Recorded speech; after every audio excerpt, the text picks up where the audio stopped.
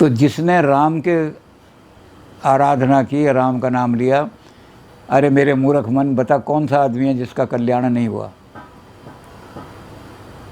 तो अब अपना कल्याण चाहता है तो एक काम कर ले।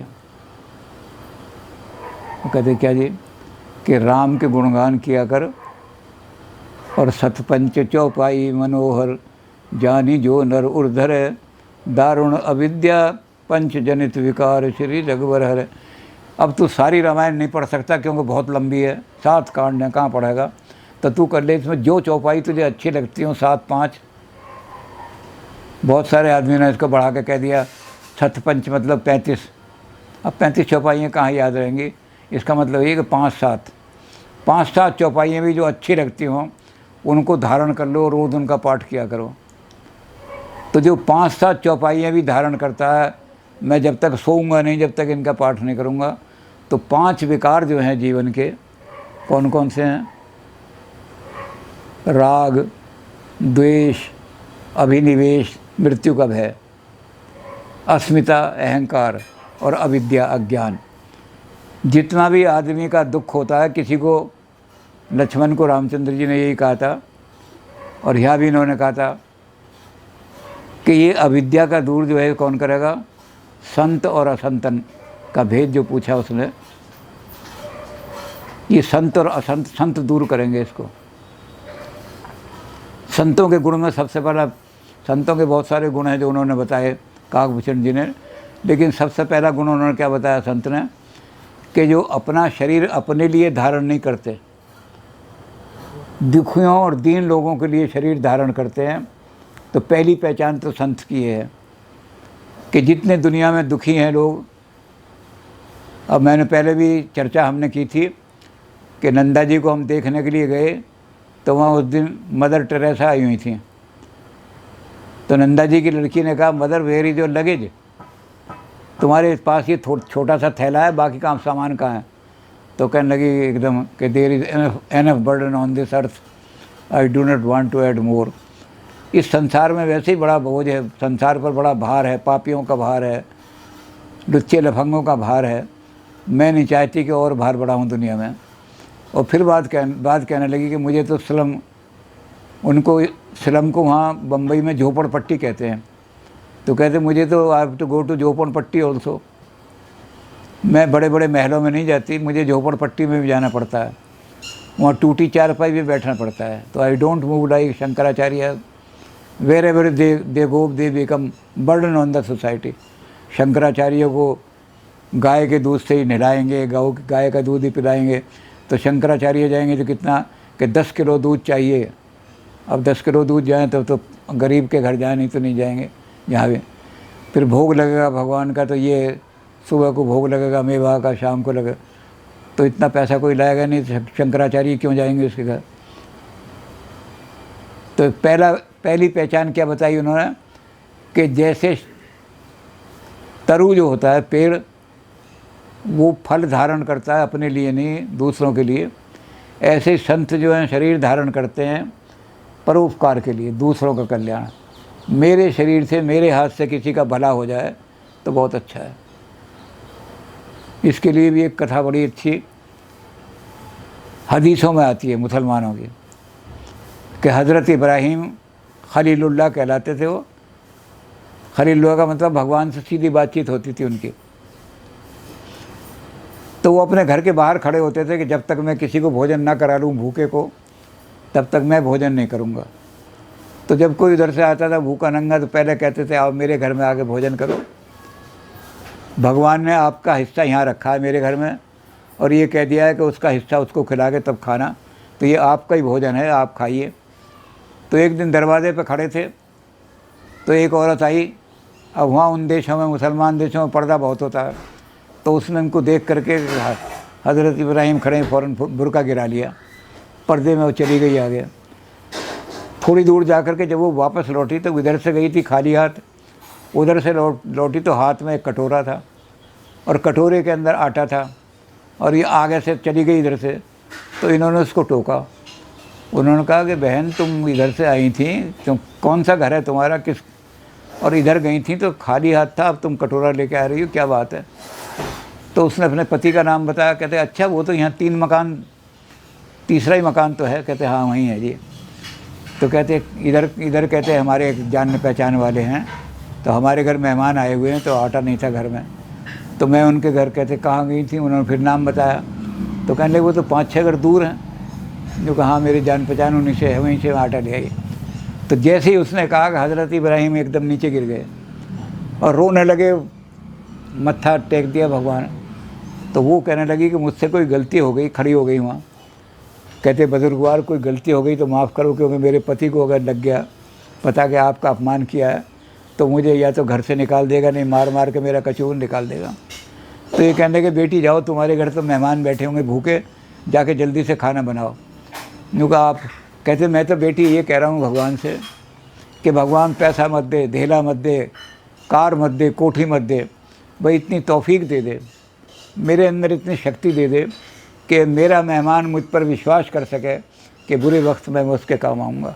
तुम 5 घर बाद जाकर आटा लेने गई, मुझसे आटा नहीं मांगा तुमने, इसका मतलब तुम्हें विश्वास नहीं है कि मैं भगवान से कह रहा हूँ कि इतना मुझे वो दे दे शक्ति कि मेरे पड़ोसी मुझ पर ये विश्वास कर सकें कि बुरे वक्त में मैं उनके काम आऊँगा। तो संत जो हैं, संत की पहली पहचान ही बताई। फिर दूसरा ये बताया कि संत असंतन के अस करनी, जिन्हें कुठार चंदन आचरणी। कुठारी और चंदन का जैसे होता है, तो कहते हैं मैं संक्षेप में तुझे बताता हूँ कि असंत जो हैं कुठारी के समान होते हैं और संत जो है चंदन के समान। तो पार्वती जी कहने लगी कि इसमें मैं समझी नहीं। कहते कुठारी जाती है चंदन के पेड़ को काटती है, लेकिन जब वो कट करके आती है तो कुठारी के अंदर चंदन की इतनी सुगंध आ जाती है कि कुठारी का डंडा जो है से लोग देखते हैं चंदन है इसमें, तो जो कुठारी मार रहा है उसको भी सुगंधी दे देता है। तो कहते हैं इसका फल क्या होता है, कि इसका फल ये होता है कि चंदन जिसको उसने काटा था वो तो श्रीखंड भगवान के माथे पे लगता है, भगवान के शीश पे चढ़ता है। ये इतनी संत भी ऐसे ही कठोर वचन, लोगों की कठोरता सो करके, उनके कठोर वचन सुन करके भी, और वो शांत रहते हैं वो लोग, तो वो भगवान के देवताओं के। और इसका क्या होता है कि जब ये कुठारी थोड़ी सी खोटी हो जाती है तो इसको लोहार के पास जाते हैं, वो पहले तो गरम भट्टी में तवाता है, फिर लोहे से पीटता है। तो असंतों का ये लक्षण है कि पीटते हैं वो असंत, जो उनका नाश ही होता है, नरक में पीटे जाएंगे। तो कहते हैं ये सारा काम जो है मेरे मूर्ख मन संत और असंतों के लक्षण जान करके, और संत जो होते हैं भूल तरु जैसे होते हैं। कपास का जो पेड़ होता है, कपास का फल वो नीरस होता है, लेकिन जब कपास से वो बनती है तो दूसरों के छिद्र को, जो सह दुख पर छिद्र दुरावा, कितना ही दुख हो लेकिन दूसरों के दोष को वो दोष नहीं देखते उनके, बल्कि उनके दोषों को छुपाने की कोशिश करते हैं। तो उसी कपास की बत्तियाँ बन के देवताओं के चलाई जाती हैं। और ये जो होते हैं संत, ये सन की तरह से होते हैं, सन की रस्सी में लोगों को बांधा जाता है। तो कहते हैं सन का क्या होता है कि जब सन के पेड़ से काट के लाते हैं तो पहले मुंगरी से पूछते हैं उसको, तब उसके अंदर ही आता है। तो कहते संत वो हैं, तो संत उदय संतत सुखकारी। तो पार्वती पहचान बस में तो जो गरुड़ जी ने बताई थी, जो काकभूषण जी ने गरुड़ को बताई थी कि संत और असंतों का भेद बता दो, तो एक पहचान जो अंतिम बता रहा हूँ ये है कि संत उदय संतत सुखकारी। संत जिसके घर में जाएंगे उसके घर में उसी दिन से खुशखबरियाँ, सुख आना शुरू हो जाएगा। और असंत जिसके घर में जाएंगे उसके घर में उसी दिन से ना घर में लड़ाई, बाप बेटों की लड़ाई करी आएंगे, सास बहू की लड़ाइयाँ कराई आएंगे, उसका घर उसी दिन से नाश आना शुरू। तो ये समझ लेना बेटी कि उन्हें अपने मन को कह रहे हैं कि हे मेरे मूर्ख मन, ये देख लेना कि जो संत आए तुम्हारे घर में सुख होने लगे तो उसको घर में बुलाना, और जो असंत है उस दिन से ही घर में झगड़े होने लगे तो उसको घर में मत घुसने देना। तो पाई ना गेती कहते सतपंच चौपाई मनोहर, जानी जो नर उर्धर दारुण अविद्या। अब सारी अविद्या को त्याग करके अज्ञान के कारण से ही आदमी दुख पाता है। जब अज्ञान का आता है तो संत और असंत में पहचान नहीं कर पाता, पतन हो जाता है। तो इसको अज्ञान को कौन दूर करेगा? भगवान की चौपाइयाँ, भगवान का, राम के गुणों का रोज़ाना आप चिंतन करो, तो कहीं अवगुण नहीं आने पाएंगे। तो यहाँ आकर के रामचरितमानस उन्होंने ख़त्म कर दी। 7-5 चौपाइयाँ, इतने ज़्यादा नहीं करो तो इतने याद कर लो। और अंत में कह दिया कि रामायण पढ़ने के आपको क्या फल मिलेंगे। अब अंतिम फल श्रुति है, तो कह रहे हैं यहाँ क्या क्या मिलेगा। पुण्यम पाफरम सदा शुक्रम सदा शिवकरम विज्ञान भक्ति प्रदम माया मोह मलापम सुविमलम प्रेमाम्बपुरम शिवम। कहने के 8 चीज़ें मिल जाएंगी रामायण की राम कथा सुनने से। क्या है? पहले सबसे पहले का पुण्यम, इससे बड़ा पुण्य कोई नहीं है। जो मुँह पर प्रसन्न सुख राशि जानो मोह सत्य निजदासी। भगवान पार्वती ने भी यही कहा था ना, तो भगवान ने तो कहा था तो तुम हरो मोर अज्ञाना। तो भगवान शंकर अपने नशे में थे, भंग के नशे में, कहने लगे तू कुरुक्षेत्र यूनिवर्सिटी में एडमिशन ले ले, अज्ञान दूर हो जाएगा तेरा। पार्वती कहने लगी ये अज्ञान नहीं, मेरी आत्मा में अज्ञान छाया हुआ है। तो कहते कैसे दूर होगा? कहो रघुनाथ कथा विधि नाना, मुझे राम की कथा सुना दो। तो भगवान शंकर ने कथा नहीं सुनाई, बल्कि अगर धन्य धन्य गिरिराज कुमारी, तुम समान नहीं परोपकारी, तेरा जैसी पुण्यात्मा औरत मैंने नहीं देखी। कहले क्यों? कि पूछिए रघुपति कथा, तूने राम कथा सुनाने के लिए कह दिया। और राम कथा गंगा की तरह से पवित्र कर देती है आदमी को। तो यहाँ जितने भी लोग गाय भैंस चरा रहे होंगे और होंगे ग्वाले होंगे, कई जंगल में लकड़ियाँ काट रहे होंगे, जिनके कान में भी ये कथा पड़ जाएगी तो अखिल लोक पावनी जग गंगा। तो वो गंगा की तरह से, जैसे गंगा पवित्र कर देती है, कथा उनको पवित्र कर दे। तो कितने लोगों का जीवन तूने पवित्र कर दिया। तो तेरी जैसी, तो पहले चीज़ पुण्यम, इससे बड़ा पुण्य नहीं है। जहाँ राम कथा होगी, जिसके कान में भी पड़ गई तो उसका जीवन बदल। पाप हरम, राम के गुणों को जब आप पढ़ोगे तो फिर पाप आपको छुएगा नहीं। ये गुण आपके अंदर आ जाएंगे राम के। पुण्यम पाप हरम सदा शिवकरम, ये राम की कथा ऐसी है, कभी अकल्याण अमंगल नहीं करती। मंगल भवन अमंगल हारी, उमा सहित यही जपत पुरारी। ये कथा जहाँ होगी वहाँ कभी भी अमंगल नहीं आएगा। तो सदा शिवकरम, सदा मंगल करेगी। पुण्यम पाफरम सदा शिवकरम विज्ञान भक्ति प्रदम, और ऐसा विज्ञान देगी कि आपका मन उसी दिन से कथा को सुनने के बाद भक्ति में लग जाएगा। फिर माया मोह मलापहम, संसार की माया के कारण से मन में जो विकार आ जाते हैं, उन विकारों को भी ये दूर कर देगी। माया से आपको नहीं फंसा सकेगी। जैसे भगवान शंकर ने कहा था कि राम नाम नरकेसरी, कलयुग ने इतने विकार पैदा कर दिए हैं कि गरुड़ कांपने लगे कि बस अब मत सुनाओ, अब नहीं सुना जा रही मुझसे। तो इतने विकारों को भी क्या होगा कि राम नाम, कलयुग उनके घर में घुसेगा ही नहीं। ये कलयुग का प्रभाव इन पर नहीं पड़ेगा। किन लोगों पर? जिनके घर में राम नाम नरकेसरी, नरसिंह बन के राम बैठ जाएंगे और उसके कलयुग है, तो उन लोगों के घर में संस्कार बने रहेंगे, बबुओं के संस्कार, बुढ़ियों के संस्कार, बच्चों के संस्कार। तो इसलिए ये क्या होगा? माया मोह मलापम सुविमलम, बड़ा विमल बुद्धि बन जाएगी, नम्रता बहुत आ जाएगी। इस कथा को जो सुनेगा उसकी विनम्र सुविमलम। और अंत में क्या होगा? प्रेमाम्बपुरम, उनके घर में, क्योंकि भरत चरित करने हम तुलसी जो आज सादर सुने, होए रामपद पे अवश्य जाए, अवश्य होए भवन। संसार के जिन कारणों से लोगों में झगड़े होते हैं, उनकी तरफ से वैराग उत्पन्न हो जाएगा।